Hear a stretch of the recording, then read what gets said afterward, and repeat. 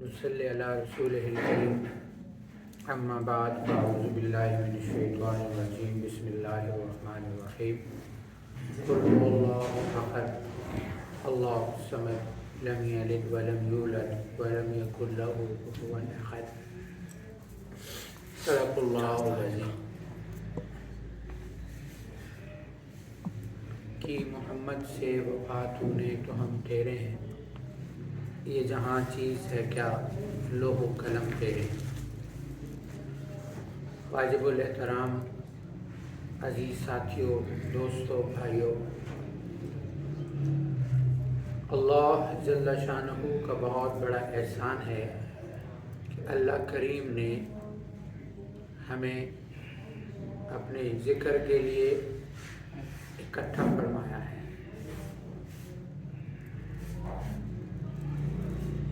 اور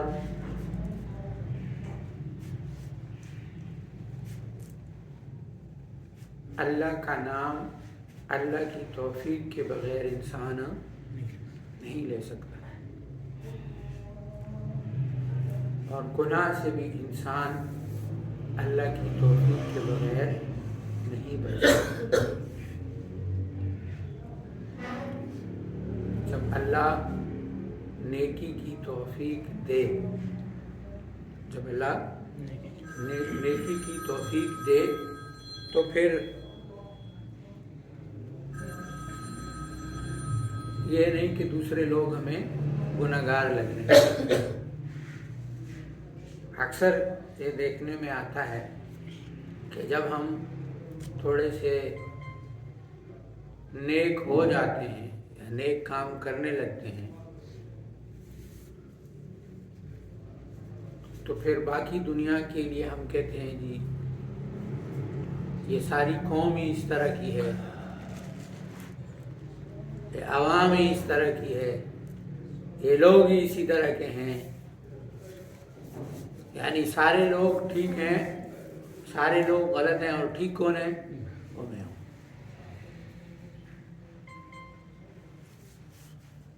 ہوتا ہے نہیں ہوتا؟ کوئی نماز پڑھنے لگ جاتا ہے تو باقی اسے سارے بے نمازی لگنے لگتے ہیں، پھر اس کو ایک ایک بے نمازی، فلانا بے نمازی ہے، فلانا بے نمازی ہے، فلانا بے نمازی ہے۔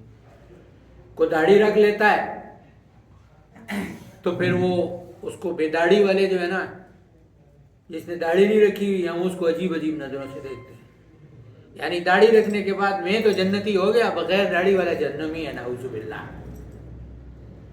اب میرے پاس تو وہ کہتے ہیں نا کہ کامل سرٹیفکیٹ آ گیا ہے کہ بس میں اب جو کروں وہ مجھ پر جائز ہے، پکڑیں گے اس کو جس نے داڑھی نہیں رکھی، یہ کامل ہو گیا ہے، اس کو کلین چٹ مل گئی ہے داڑھی رکھ کے۔ ایک نمازی ہو گیا ہے، اس کو کلین چٹ مل گئی ہے، اب یہ جس کے اوپر جو فیصلہ کرے یہ کر سکتا ہے۔ تو توفیق اگر رب نے دی ہے نیک کام کرنے کی، نیک بننے کی، تو نیک دکھنا نہیں ہے، نیک بننا ہے۔ تقوی دکھانا نہیں ہے، تقوی کرنا ہے۔ لوگوں کو نہیں سمجھانا کہ میں کتنا تقوی دار ہوں۔ تقوی اگر میں نے کرنا ہے تو میں نے عبادت تنہائی میں کرنی۔ کس میں کرنی؟ یعنی لوگوں کے ساتھ نیکی کرنے کا بھی شریعت نے کیا طریقہ سمجھایا کہ اگر کسی کو تم کچھ دیتے ہو، کسی کے ساتھ نیکی کرتے ہو تو ایسے کرو کہ ایک ہاتھ سے دوسرے ہاتھ کو پتہ بھی نہ چلے۔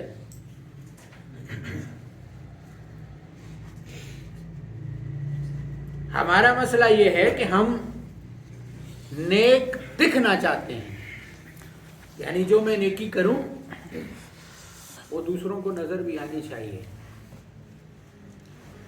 یہ تو محبت کی بات ہے نا، یہ تو محبت کی بات ہے۔ ہمارے ہاں دین کی دعوت، آج حضرت نے بڑی عجیب بات فرمایا کہ آپ علیہ الصلوۃ والسلام کے فرمان ہے نا کہ جو نماز نہ پڑھے اسے تھپڑ لگاؤ۔ کیا کرو؟ تو فرمایا کہ حضور کا تھپڑ نفرت والا ہوگا یا محبت والا؟ تو فرمایا یہ تھپڑ ویسے جیسے کسی کو تھپکی لگائی جاتی ہے، اوے نماز پڑھا کر، پیار کے ساتھ ایسے. تو حضور نے تو یہ تھپڑ سکھلایا اور تم لوگوں نے چم دو، نماز نہیں پڑھنا چم دو. اس کو اس محبت سے دعوت دو کہ اس کے دل میں یہ دین ہے. نماز نہیں پڑھتا، روزہ نہیں رکھتا، ہمیں اس سے وہ پتہ نہیں بیر ہو جاتا ہے، یہ نہیں کرتا. جب ہم خود کہہ رہے ہیں کہ مجھے توفیق کس نے دی، لیکن اگر آپ نے تاخیر کر لی تو ایک وقت تو وہ آئے گا کہ وہ نمازی بنے گا اور یہ نہ اللہ آپ کو نماز سے محروم کر دے. اللہ ہمیں نیکی کی توفیق دے، اور کوشش بھی ہونی چاہیے. تو ہم جو میں نے پہلے بھی پیچھے بھی ایک دفعہ عرض کی تھی کہ ہم جو ذکر والے بن گئے، ہم جو دیندار بن گئے، ہم جو داڑھیوں والے بن گئے، ہم تسبیح اٹھانے والے بن گئے، اس کا مطلب یہ نہیں ہے کہ ہمیں باقی، یہی تو انفرادیت ہے نا سلسلہ شاذلیہ میں کہ دوسروں والوں میں، کہ ہمیں دوسروں کو ماننا آنا چاہیے. جب ہم اپنے ہی ساتھیوں کو نہیں مانیں گے تو دوسروں کو ہم کیسے مانیں گے؟ میں نے ایک دفعہ پہلے بھی عرض کی تھی کہ آپ سمجھتے ہیں کہ یہ سلسلہ ہمارا ہے، تو اسی طریقے سے آپ اس کی مثال یوں لے لیں کہ آپ کہتے ہیں نا کہ یہ دکان میری ہے، یہ ریڑھی میری ہے. تو جب آپ کی اپنی ذاتی چیز ہو نا تو اس ذاتی چیز میں کام کون کرے گا؟ لوگ کریں گے یا آپ کریں گے؟ خود کروں گا نا، میری چیز ہے تو کام میں نہیں کرنا ہے. اگر میں کسی کو تنخواہ پر ملازم رکھتا ہوں تو وہ تو ایک بات الگ ہے، لیکن اگر کوئی محلے دار، کوئی بندہ، کوئی ساتھی، کوئی دوست، کوئی رشتہ دار آ کے روزانہ ایک بینچ یا کوئی چیز اندر باہر رکھ دیتے تو میں اس کا ممنوع ہوں گا کہ نہیں کہ یار یہ روزانہ آ کے میرا تو آپ اس کے شکر گزار ہوں گے یا نہیں ہوں گے؟ یا اس کو یہ کہیں گے یہ خالی آتا ہے بینچ رکھ کے چلا جاتا ہے، یہ اور کام نہیں کرتا، یہ نہیں کرتا، یہ وہ نہیں کرتا، یہ کہیں گے. کتنا اچھا آدمی ہے، روز ہی آ کے میرا کوئی نہ کوئی کام کر جاتا ہے، میرا ہاتھ ہلکا کر دیتا ہے. تو جب آپ اس سلسلے کو اپنا سلسلہ سمجھیں گے تو پھر جو کوئی ایک کام بھی آگے کر جائے گا نا تو آپ کہیں گے کہ یار شکر ہے اس کا، اس نے میرا کام کر دیا. اگر وہ کچھ نہیں کرتا تو پھر آپ کو اس سے گیلا نہیں ہوگا کہ یار اس نے نہیں کیا، مجھے تو اس سے یہ بھی امید تھی، یہ تو کیوں رکھی بھائی. شکر کرو وہ اپنے ٹائم میں سے اتنا بھی نکالتا ہے کہ یہ کر دیتا ہے، تو جتنا وہ کر رہا ہے الحمدللہ. پھر آپ کو نہ کسی سے گلا، کیونکہ کام تو میں نے کرنا ہے نا، میں نے اس کو اپنا سلسلہ مانا ہے، میں نے اس کو اپنی خانقاہ مانا ہے، تو ذمہ داری تو میری ہے. اگر کوئی نہیں کرتا تو میرا اس سے کوئی گرا نہیں ہے، کیونکہ دین کا کام کرنا کس کے لیے ہے؟ اللہ کے لیے کرنا ہے.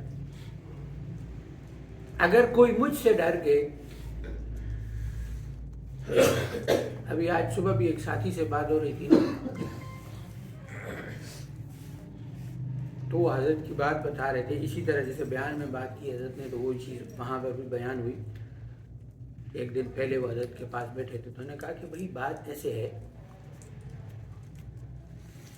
کہ نماز کی جو سختی کی بات ہو رہی ہے نا، اگر کوئی کسی بندے سے ڈر کے نماز پڑھ رہا ہے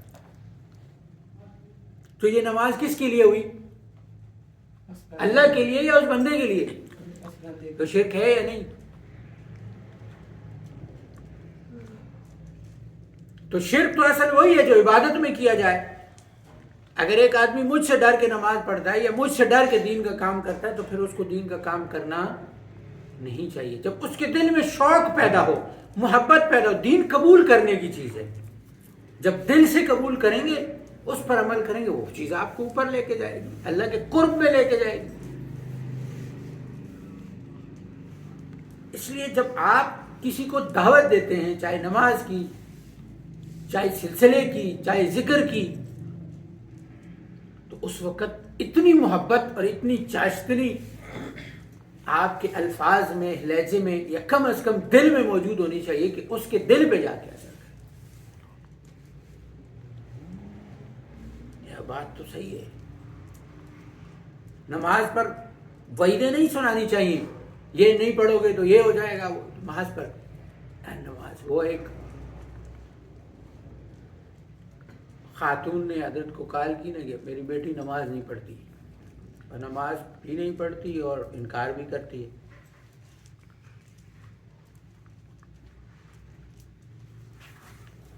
ٹھیک ہے، تو حضرت نے فرمایا بات کراؤ میری. تو بات کی تو بیٹا آپ نماز کیوں نہیں پڑھتی؟ میں نے کہا بھائی جان چھڑانے کے لیے کہا میں آئندہ پڑھوں گی. حضرت نے فرمایا نہیں، یہ کوئی جواب نہیں ہے، آپ کے دل میں جو بات ہے وہ سوال کرو، میں ڈانٹتا نہیں. تھوڑی سی اسے ادھر ادھر کی بات کی تو دل اس کا مطمئن ہوا. تو اس نے کہا کہ میں نماز کیوں پڑھوں.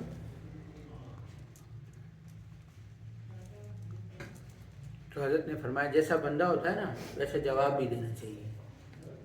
یہ نہیں کہ اس کو یہ اللہ کا حکم ہے، یہ چیز ہے، فلاں ہے، حدیث میں ہے، قرآن میں ہے. ہاں بیٹا نماز اس لیے پڑھو کو نماز پڑھنے سے سکون ملتا ہے. کبھی نماز پڑھی انہوں نے کہا بہت سکون ملا ہے نا، تو اس لیے پڑھا کرو کہ اللہ تمہیں سکون. انہوں نے کہا آج کے بعد میں نماز نہیں چھوڑوں گی، کہ نماز پڑھنے سے سکون تو ملتا ہے.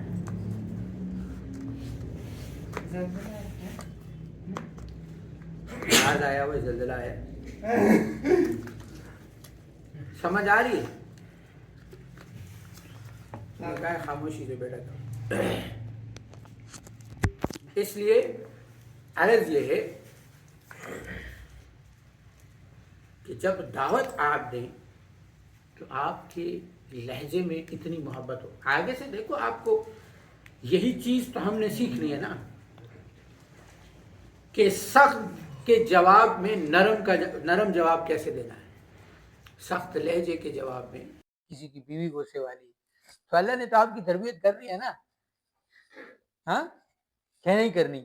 آج اگر ہم سے ہمارے والد کی بات نہیں برداشت ہو رہی، آج اگر ہمارے سے ہمارے بھائی کی بات نہیں برداشت ہو رہی، آج اگر ہم سے ہماری بیوی کی بات نہیں برداشت ہو رہی، تو جب دین کے لیے کل ہمیں لوگ باتیں سنائیں گے تو ہم کہاں سے برداشت کریں.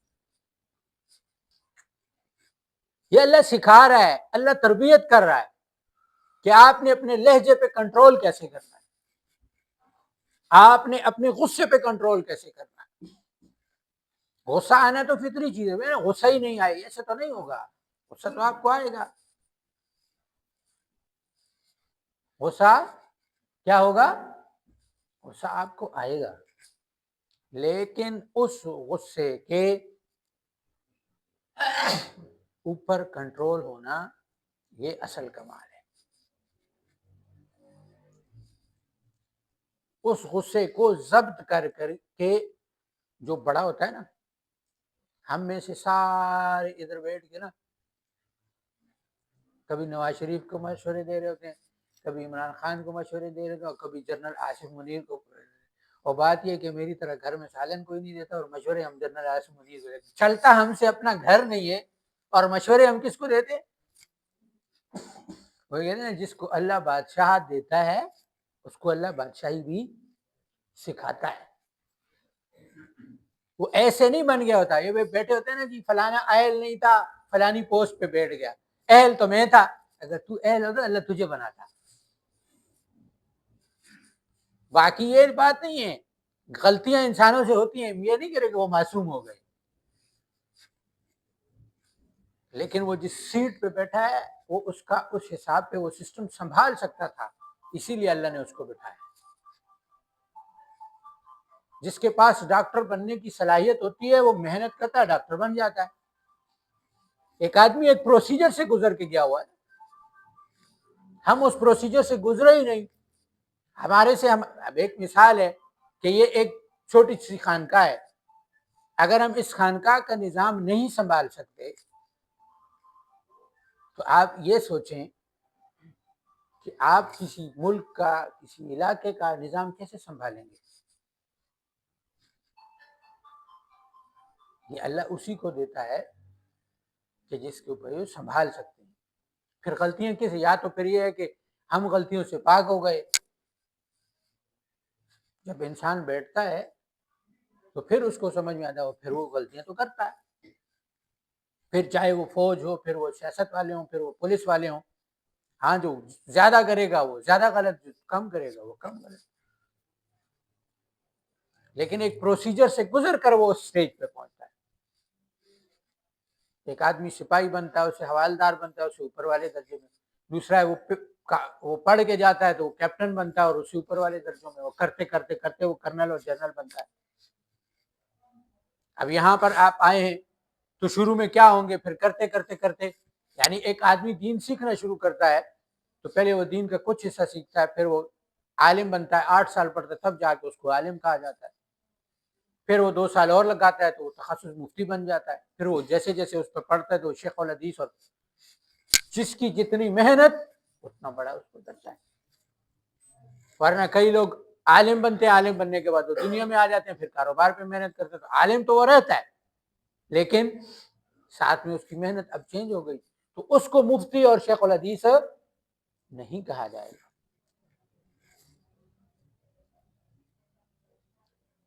ہمارا مسئلہ کیا ہے کہ ہم ایک معاملے میں ماہر نہیں ہوتے اور اس معاملے میں بولنے لگتے ہیں، تو مسئلہ کیا ہوتا ہے، نہ وہ مسئلہ ٹھیک ہوتا ہے اور نہ وہ اس کے غیبت ہونے لگتی ہے۔ یعنی ہم کسی کا نہ، ہمارے ہاں سب سے بڑا مسئلہ یہ ہے کہ ہم کیا کرتے ہیں، ہم شریعت کو نہیں دیکھتے۔ شریعت کو کیسے نہیں دیکھتے کہ اگر آپ نے کسی نے کہا نا کہ فلاں نے فلاں کام کیا تو اب آپ مدعی ہو گئے، کیا ہو گئے؟ تو اب مدعی ہونے کے ساتھ ساتھ آپ کو لانے پڑیں گے گواہ۔ ایک ہوتا ہے گواہ اور دوسرا ہوتا ہے خبر دینے والا۔ خبر دینے والا کون ہوتا ہے؟ جس نے کسی سے سنی اور آگے پہنچا دی۔ مدعی وہ ہوتا ہے جس نے دیکھا ہے، جس کے سامنے ہوا ہے، ٹھیک ہے، وہ اپنے ساتھ اس چیز کے گواہ لائے گا تب اس پہ جا کے حد لگے گی، جس نے خود دیکھا ہو۔ اب آپ یہ دیکھ لیں کہ ہم کسی کو بھی جو کہتے ہیں کہ فلانا چور ہے، فلانا رشوت خور ہے، فلانا یہ ہے، فلانا یہ ہے، تو ہم نے کسی کو اپنی آنکھ سے دیکھا تو پھر غیبت نہیں، یہ تو پھر بہتان ہو جائے گا کہ اگر وہ نہ ہوگا کہ نہیں ہوگا۔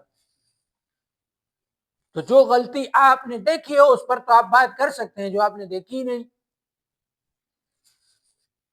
تو ہم بتائیں کہ کتنی سنی سنائی باتوں کو جن کو ہم سوشل میڈیا پر دیکھتے ہیں یا جن کو ہم آگے پیچھے ادھر ادھر سے پکڑتے ہیں اور آگے لوگوں کو بتا رہے ہوتا ہے نہیں ہوتا ہے۔ اور یہ میں بات بتا دوں، شاذلی کا یہ فیض نہیں ہے، شاذلی سنی سنائی کو آگے نہیں پہنچائے گا۔ سمجھ آ رہی؟ بات کی پوری تحقیق کرو، اور اگر کسی کا ذاتی مسئلہ ہے تو پھر تو حضور نے فرمایا جو کسی کی پردہ داری کرے گا اللہ، اگر ہم کسی کے گناہوں کو عام کریں گے تو کل ہم اس کے لیے تیار رہیں کہ پھر ہمارے ساتھ بھی کیا ہونے والا ہے۔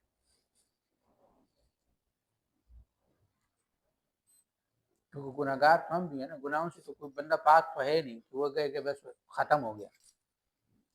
میرے پاس تو گارنٹی ہے کہ میں اب یہاں پہ استاد بن کے بیٹھ گیا ہوں، ساروں کا وہ بڑا میں ہوں، میرے پاس تو کلین چٹ ہے، میں جو کچھ بھی کروں صرف ایکسل میں ڈالو اور صاف۔ ہم سب گناہگار ہیں، اللہ ہمیں معاف فرمائے۔ صوفی تو وہی ہوتا ہے، اصل تو یہی سیکھنا ہے، تزکیہ تو یہی ہے کہ اپنے نفس کو کبھی پاک نہ سمجھے۔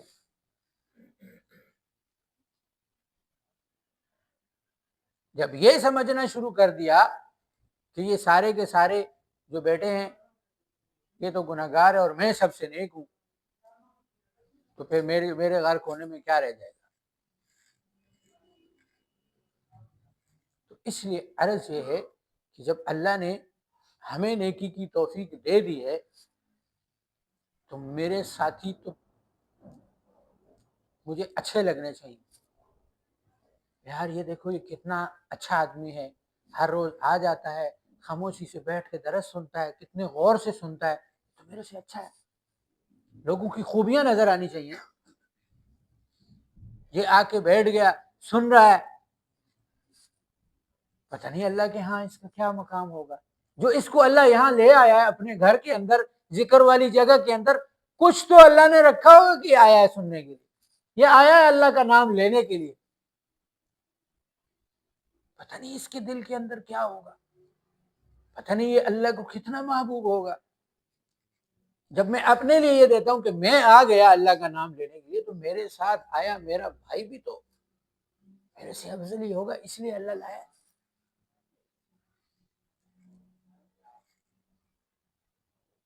آپسی محبت اور جوڑ جو ہوگا نا،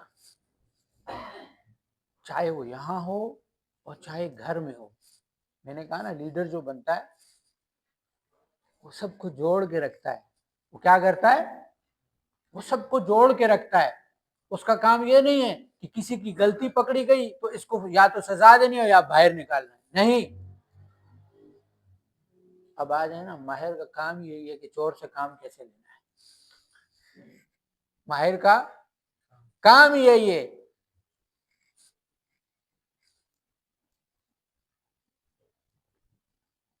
مہارت ہے ہی اسی کو حاصل جو ہر بندے سے کام لے لے. اچھا ہے تو وہ بھی کام پہ لگا رہے، برا ہے تو وہ بھی کام پہ لگا رہے. جیسا بھی ہے کچھ تو ہے کہ دین کا کام کر رہا ہے، کچھ تو ہے کہ نمازیں پڑھ رہا ہے، کچھ تو ہے. کبھی کبھی ہم نے دیکھا کہ بظاہر کوئی کام نہیں کر رہا ہوگا، نماز بھی نہیں ہے، کچھ بھی نہیں، لیکن اس کے سامنے حضور کا نام لے لو نا تو وہ اس کی آنکھیں ایسی تڑپ تو ہم میں بھی نہیں، اس کی آنکھوں میں نمی آ جاتی ہے. اہل بیت کا نام لو، اس کی آنکھوں میں نمی آ جاتی ہے. ہمیں واللہ ایسی محبت تو ہمارے پاس بھی نہیں. اس کے اندر کتنی محبت ہے. وہ ایک صحابی رضی اللہ عنہ کسی اس پر ان کو حد لگ گئی تو کسی نے تذکرہ کر دیا، وہی بار بار اس پہ حد لگتی ہے، اس کو سزا ملتی ہے اور یہ کام چھوڑتا نہیں. تو حضور صلی اللہ علیہ وسلم نے اندر سے سنا تو باہر آئے اور فرمایا خبردار اس کے بارے میں کوئی بات مت کرنا، اس کے دل میں اللہ اور اس کے رسول کی محبت ہے.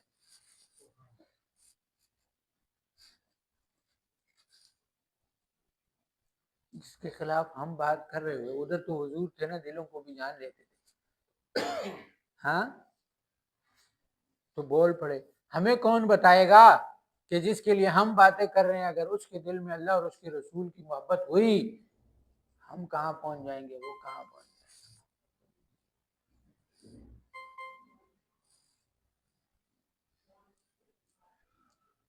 گے. لوگوں پر انگلیاں اٹھانی نہیں چاہیے. اپنی ذات کو دیکھیں، اپنے آپ کو بنائیں. تبلیغ یہاں سے شروع ہوتی ہے. میرا نفس نیک ہو جائے، نیک دکھے نہیں. شیطان کیا کہتا ہے؟ میں مشہور ہو جاؤں. نفس آپ کو مبتلا کرتا ہے شہرت کے لیے، پیسے کے لیے. واضح جی فرماتے ہیں نا سب سے پہلے عزت نفس پہ پاؤں رکھنا پڑے گا.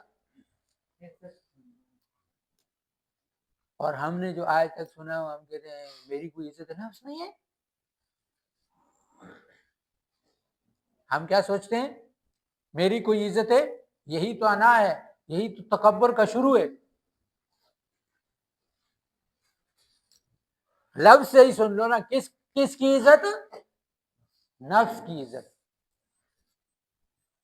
یہ شروع میں کہتا ہے کہ اس نے کیا ہے تو میں ایسے کر رہا ہوں، اس نے کیا ہے تو میں ایسے کر رہا ہوں. میری کوئی عزت نفس نہیں ہے. میں کیوں جاؤں، میں کیوں جاؤں، میں کیوں کروں، میں کیوں بولوں. اور جو اس پر آ گیا کہ یار خیر ہے کوئی بات نہیں میں ہی کر لیتا ہوں، میں ہی چھوٹا بن جاتا ہوں، تو پھر حضور کے اس فرمان میں آ جائے گا کہ نہیں کہ معافی مانگنے سے کسی کی عزت کم ہو جائے تو کل قیامت میں آ کے مجھ سے لے لے، اور جس کو حضور عزت دے اس کی عزت کو کم کر سکتا ہے؟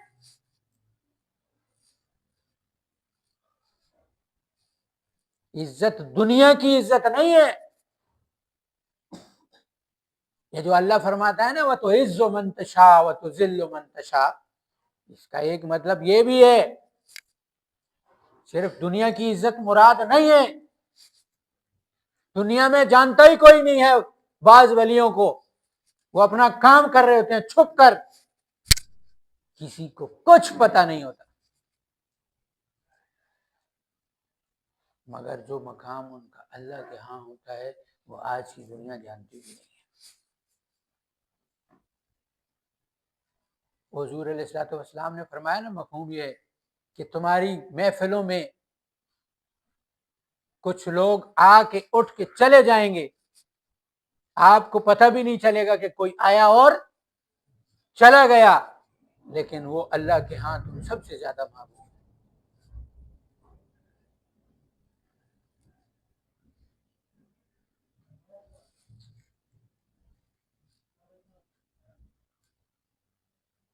تو کون کس مقام پہ بیٹھا ہے یہ ہمیں نہیں پتا،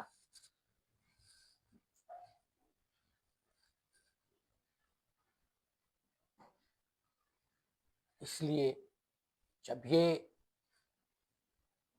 آپ لوگ جب آئے نا، ابھی سردی بھی ہے، بارش بھی ہے، یہ چیزیں لکھی جاتی ہیں،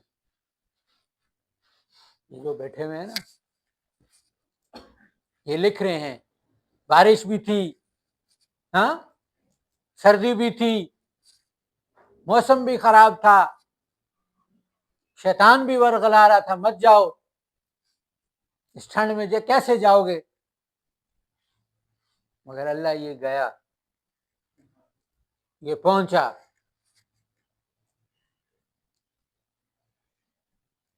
ایسا نہیں ہے۔ اللہ نے آپ کو دیکھا نا ایک قانون سکھایا کہ آپ، حالانکہ اللہ تو سب جانتا ہے نا، اللہ سب جانتا ہے، اس کے باوجود اللہ نے دو گواہ رکھے ہیں کہ نہیں رکھے؟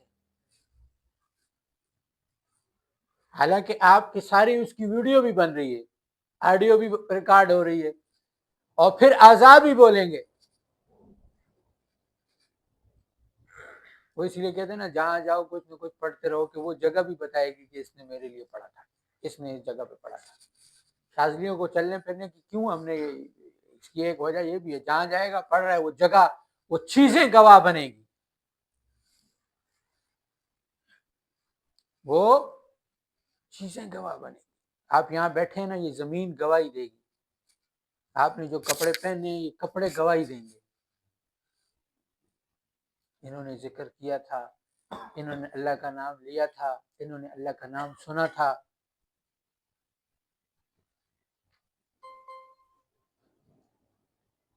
سوچیں کہ آپ کے لیے کوئی بندہ آتا ہے نا، تو آپ کے لیے اس سردی میں کوئی آپ کے کام کے لیے آئے، تو آپ اس کے کتنے شکر گزار ہوتے ہیں کہ یار تیری بڑی مہربانی، یار اس سردی میں تو میرے لیے آ گیا، کہتے نہیں کہتے؟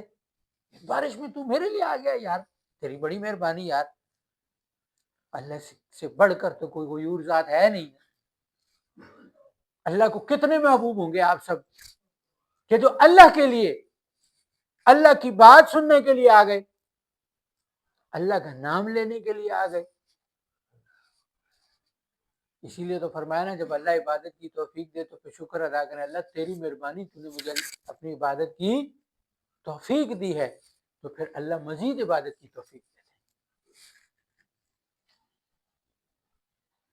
اس لیے جب شیطان بہکاتا ہے نا، جا کے کیا کرو گے،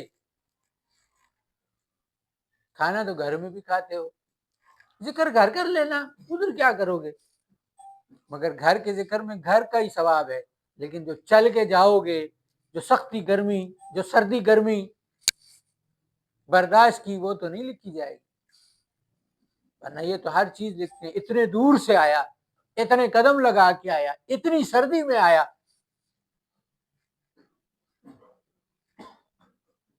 دنیا کے لیے تو ہم 7 سمندر پار بھی چلے جاتے ہیں، تو جب اللہ کے لیے جائیں گے، اللہ کا نام لینے کے لیے، اللہ کا نام سننے کے لیے، اللہ کی بات سننے کے لیے، اللہ کی شریعت سننے کے لیے، تو پھر سوچو کہ اللہ ہمیں کتنا نوازیں گے۔ اللہ ہم سب کو عمل کی توفیق عطا فرمائے اور دین پر چلنا، سنتوں پر چلنا ہمارے لیے آسان فرمائے۔ وآخر دعوانا الحمدللہ رب العالمین سید الانبیاء والمرسلین۔ یا اللہ تو رحمان ہے، رحیم ہے، کریم۔ یا اللہ تو ہمارے گناہوں کو معاف فرما۔ یا اللہ وہ گناہ جو جان بوجھ کر جانے میں، سب گناہوں کو معاف کرنا۔ یا اللہ اس رحمت کی بارش کے صدقے یا اللہ تو ہم سب کے گناہوں کو معاف فرما۔ یا اللہ تو تمام امت مسلمہ کے گناہوں کو معاف فرما۔ یا اللہ تو خصوصی کرم فرما۔ یا اللہ جتنے بیمار ہیں ان سب کو شفا یاب فرما۔